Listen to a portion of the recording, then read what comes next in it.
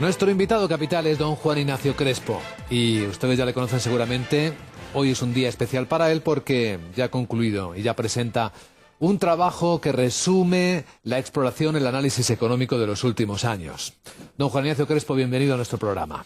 Gracias, buenos días. Yo le pregunto, después de tener su libro, su trabajo en mis manos, las dos próximas recesiones, si cree que si las personas hubiesen sabido antes la crisis que venía, ¿esta crisis habría sido más suave de lo que está siendo? Algo más suave sí, pero hay algo que es superior a cualquier conocimiento que podamos tener del futuro, que es lo que nos lleva a comportarnos de una determinada manera. Es decir, el exceso de endeudamiento que creó tanta prosperidad entre el año 1980 y el año 2007 es justamente lo que sembró las bases de su propia destrucción, ¿no? Que es decir, ese exceso de endeudamiento en algún momento se tiene que corregir y por lo tanto terminamos en una crisis financiera, en una recesión económica. Si alguien hubiera previsto cómo son esos ritmos, si alguien hubiera pensado en ellos, y era fácil, sin más que mirar la historia, a lo mejor se hubieran podido suavizar, pero no evitar.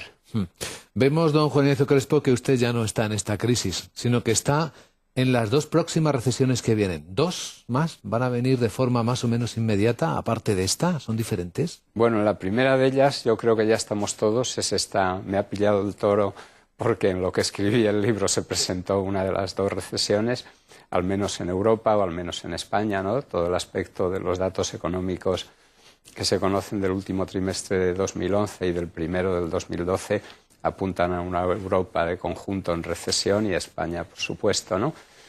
Y la otra, pues yo la sitúo en el año 2016-17, o sea que quedaría bastante. Lo que hace falta es ver si una de las hipótesis de trabajo del libro y que tenemos plasmada en unos gráficos se cumple o no, que es si la economía americana entrará en recesión a lo largo del en algún momento del segundo semestre de este año. Esa es la gran incógnita. ¿De qué dependerá? Pues del ritmo histórico que marca que la economía americana en situaciones como esta cada 3 años tiene una recesión en promedio y sobre todo pues del gran problema que tienen todas las economías occidentales en este momento. Baja capitalización de sus bancos, burbuja inmobiliaria y consecuencias todavía de esa burbuja y por lo tanto posibilidad de que los bancos acumulen nuevas pérdidas y grandes desequilibrios en la economía internacional, con una China que acumula 1/3 de las reservas mundiales de divisas, unos países emergentes, incluyendo China, que acumulan 2/3 y un déficit de la balanza comercial norteamericana. ¿Y en esto qué les espera a quienes forman la parte civil de la economía, a las empresas y a los trabajadores? Bueno, pues las vicisitudes propias de etapas así. Las empresas en algún momento empezarán a perder productividad, empezarán a perder rentabilidad. Las americanas lo han recuperado muy deprisa, pero si se miran los gráficos de productividad o de beneficio unitario de las empresas americanas, pues se ve que todo empieza a flojear. De hecho, la productividad norteamericana, medida en términos interanuales, está prácticamente en cero. Siempre que hay caídas de la productividad tan fuerte, hay que ponerse en guardia. No siempre terminan en recesión, pero desde luego no hay recesión que no haya empezado con una caída de la productividad. El trabajo de don Juan Ignacio Crespo es prologado por el ministro de Economía y Competitividad de España, Luis de Guindos. Y él, en lo que escribe en esta primera página, dice que está su trabajo lleno de hipótesis estimulantes y también atrevidas, que puede uno estar o no de acuerdo con ellas. Al menos esperamos que el ministro lo haya leído, que tenga en cuenta lo que usted advierte. Bueno, cuando dice lo de hipótesis atrevidas, yo creo que tiene razón y usted sabe mucho de eso porque nos conocemos desde hace 10 años que estoy participando en su programa. Por cierto, muchas gracias. Empezamos en la radio y hemos seguido en la televisión, ¿no? Sí, señor. Y siempre las hipótesis se han basado en los ritmos históricos.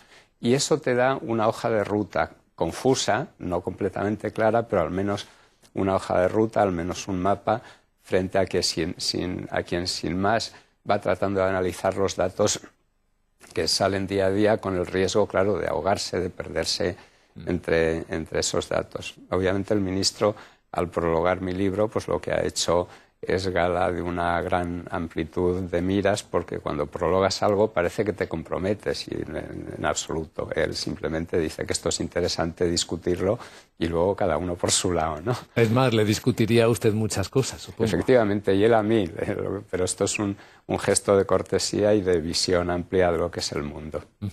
Pues este trabajo síntesis del esfuerzo de análisis de muchos años de don Juan Ignacio Crespo ya está al alcance de ustedes, ya empieza a venderse ayer o hoy mismo, ¿no? Ayer, sí. Empieza a venderse.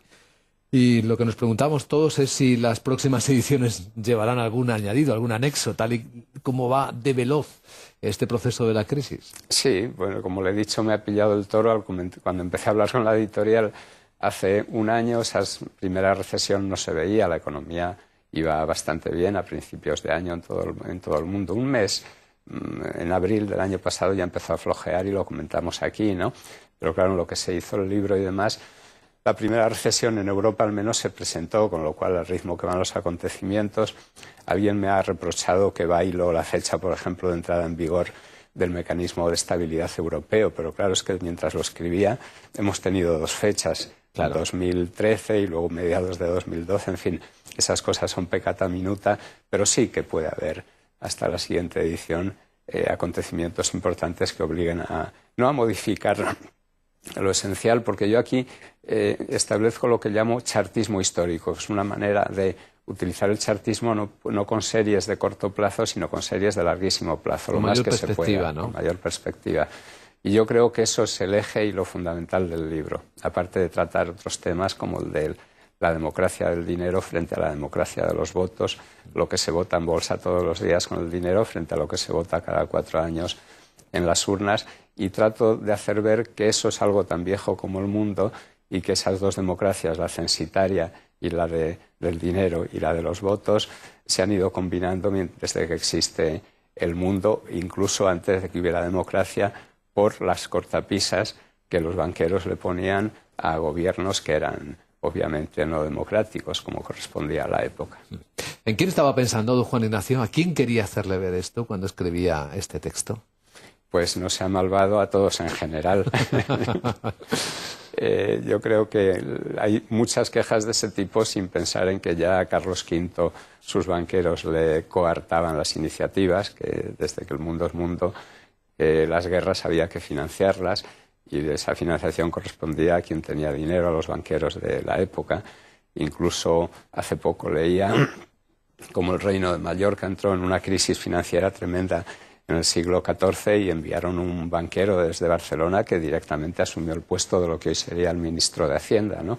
Es decir, es algo tan viejo como el mundo, pero por alguna razón que yo creo que tiene que ver, bueno, pues que gracias al mecanismo de los votos pues se alternan gobiernos socialdemócratas y gobiernos conservadores, y entonces en ciertos momentos se producen transformaciones, incremento del gasto, y eso ha hecho pensar a mucha gente que el poder del dinero estaba por debajo del de los votos. Bueno, están entrelazados, pero ahí estamos. Muy bien, pues don Juan Ignacio Crespo, el hombre que anticipó que venía esta crisis en este mismo programa hace ya bastantes años, creo que era 2007, es quien ahora escribe las dos próximas recesiones, cómo, dónde, cuándo y por qué se producirán. Gracias y felicidades, don Juan Ignacio. Muchas gracias, buenos días.